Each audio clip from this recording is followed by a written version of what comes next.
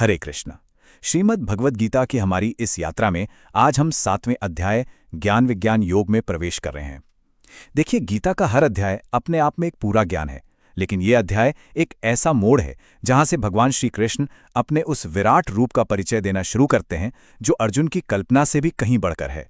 मतलब, वो अपने सखा और सारथी वाले रूप से ऊपर उठकर इस अनंत ब्रह्मांड के परम स्रोत के रूप में सामने आते हैं।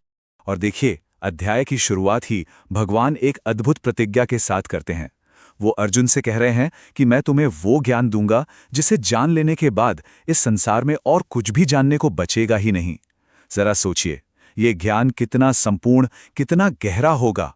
तो चलिए इसी ज्ञान के सागर में एक डुबकी लगाते हैं। तो इस अध्याय का असली महत्व क्या है? अब तक अर्जुन भगवान को अपना सबसे अच्छा दोस्त, अपना मार्गदर्शक ही समझ रहे थे, लेकिन अब भगवान अपने दिव्य स्वरूप के ऊपर से पर्दा हटा रहे हैं। ये वो पल है जहां एक दोस्त की जगह अब सर्वेश्वर ले रहे हैं। एक पल को सोचकर देखिए, अर्जुन को उस क्षण कैसा महसूस हुआ होगा। भगवान यहाँ ये बताना शुरू करते हैं कि वो कैसे इस पूरे अस्तित्व के कण कण में समाये हुए हैं। इसको ऐसे समझ सकते हैं जैसे समंदर के पानी में नमक होता है ना, उसकी हर बूंद में होता है पर दिखता नहीं। बिल्कुल वैसे ही भगवान इस जगत को सिर्फ बनाने वाले नहीं हैं, बल्कि इस जगत का जो सार है वो भी वही है। भगवान अपनी भौतिक ऊर्जा को समझाते हैं, जिसे वो कहते हैं अपरा प्रकृति। इसे हम दो हिस्सों में देख सकते हैं। पहले हैं 5 महाभूत, यानी पृथ्वी, जल, अग्नि, वायु और आकाश, जिनसे हमारा ये पूरा संसार और ये शरीर बना है। और फिर हैं 3 सूक्ष्म तत्व, मन, बुद्धि और अहंकार, जो हमारे विचार, हमारी पहचान बनाते हैं। और कृष्ण कहते हैं कि ये सब उन्हीं की ऊर्जा का एक रूप है। अब ये जो बात यहाँ लिखी है, ये सचमुच बहुत ही खूबसूरत है। भगवान कहते हैं जैसे एक धागा माला के सारे मोतियों को एक साथ पिरो कर रखता है ना, ठीक उसी तरह मैं इस पूरे जगत को एक साथ धारण करता हूँ। हर ग्रह, हर जीव, हर एक विचार, सब कुछ उसी एक दिव्य धागे में पिरोया हुआ है। और अब इस बात को और अच्छे से समझाने के लिए भगवान कुछ बहुत ही प्यारे और सीधे उदाहरण देते हैं।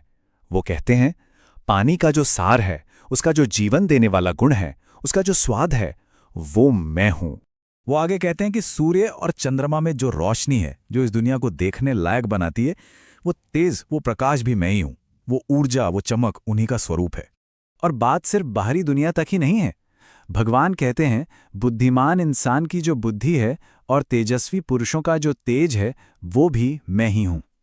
तो मतलब वो केवल बाहर की दुनिया में ही नहीं, बल्कि हमारे अंदर की जो सबसे अच्छी खूबियां हैं, उनमें भी मौजूद हैं। तो यहाँ एक बहुत स्वाभाविक सा सवाल उठता है कि अगर भगवान हर जगह है, हर चीज में है, तो फिर हम उन्हें देख क्यों नहीं पाते? हम उन्हें हर पल महसूस क्यों नहीं कर पाते? इसका जवाब भगवान बस एक शब्द में देते हैं, माया। तो ये माया आखिर है क्या? देखिए, ये भगवान की ही एक दिव्य शक्ति है जो एक पर्दे की तरह काम करती है। इसे हम एक तरह का फिल्टर समझ सकते हैं, जो हमें दुनिया को एक खास तरीके से दिखाता है और उसके पीछे की जो असली सच्चाई है उसे हमसे छुपा लेता है। और माया का ये पर्दा 3 गुणों के धागों से बुना हुआ है। सात्विक यानी शांति और पवित्रता की ऊर्जा, जैसे प्रकृति के बीच में मिलने वाला सुकून। राजसिक यानी कर्म और जुनून की ऊर्जा, जैसे कोई बड़ी एम्बिशन जो इंसान को काम करने के लिए दौड़ाती है। और तामसिक यानी अज्ञान और आलस की ऊर्जा, जब बिना वजह सुस्ती महसूस होती है। सारा का सारा संसार इन्हीं 3 गुणों के असर में उलझा हुआ है। तो सवाल ये है कि इस माया के पार कैसे जाया जाए? भगवान कहते हैं कि ये बहुत मुश्किल है, पर इसका एक सीधा रास्ता भी है। जो लोग पूरी तरह से मेरी शरण में आ जाते हैं, वो इस माया को बड़ी आसानी से पार कर जाते हैं, जबकि जो इसमें फंसे रहते हैं, वो अक्सर आसुरी स्वभाव अपनाकर गलत कामों में उलझते चले जाते हैं। भगवान ये भी बताते हैं कि जो अच्छे कर्म करने वाले लोग उनकी तरफ आते हैं, वे भी 4 तरह के होते हैं। और सबसे दिलचस्प बात यह है कि भगवान खुद ये मानते हैं कि लोग अलग अलग वजहों से उनके पास आते हैं और इसमें कुछ भी गलत नहीं है। ये 4 प्रकार हैं। पहले हैं आर्त, यानी वो जो किसी दुख या तकलीफ में पड़कर भगवान को पुकारते हैं। दूसरे हैं जिज्ञासु, जो सच को जानना चाहते हैं, जो परम सत्य की खोज में हैं। तीसरे हैं अर्थार्थी, जो दुनियावी सफलता के लिए प्रार्थना करते हैं। और चौथे हैं ज्ञानी, जो ये जान चुके हैं कि ईश्वर ही सब कुछ है और वो बस प्रेम की वजह से उनसे जुड़ते हैं। भगवान कहते हैं कि ये चारों ही तरह के भक्त बहुत अच्छे हैं और मुझे प्यारे हैं, लेकिन इन सब में भी एक भक्त है जिसे वो सबसे ऊंचा स्थान देते हैं, जो उन्हें सबसे ज्यादा प्यारा है। और ये बात सच में हैरान कर देने वाली है। भगवान कहते हैं कि जो ज्ञानी भक्त है, जो सिर्फ प्रेम और ज्ञान के भाव से मुझसे जुड़ा है, वो मुझसे अलग है ही नहीं, बल्कि वो साक्षात मेरा ही स्वरूप है। यहां आकर भक्त और भगवान के बीच का सारा फर्क मिट जाता है। यही तो भक्ति की सबसे ऊंची अवस्था है। यहाँ कृष्ण एक और बहुत जरूरी बात साफ करते हैं। वो कहते हैं कि जब लोग अपनी सांसारिक इच्छाओं के लिए दूसरे देवी देवताओं की पूजा करते हैं, तो भी उन इच्छाओं को पूरा करने वाला मैं ही होता हूं। पर वो ये भी कहते हैं कि ऐसे फल हमेशा नहीं रहते, वो टेम्पररी होते हैं। इसके बिल्कुल उलट मेरे भक्त, चाहे वे किसी भी तरह से मुझे भजें, आखिर में वे शाश्वत पद को, यानी मुझे ही पाते।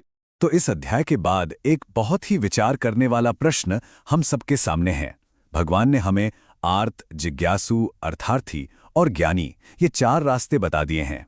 माया के इस पर्दे के उस पार देखने के लिए हमारी अपनी आध्यात्मिक यात्रा की शुरुआत इनमें से कहां से होगी? ये सोचने वाली बात है ना? हरे कृष्ण।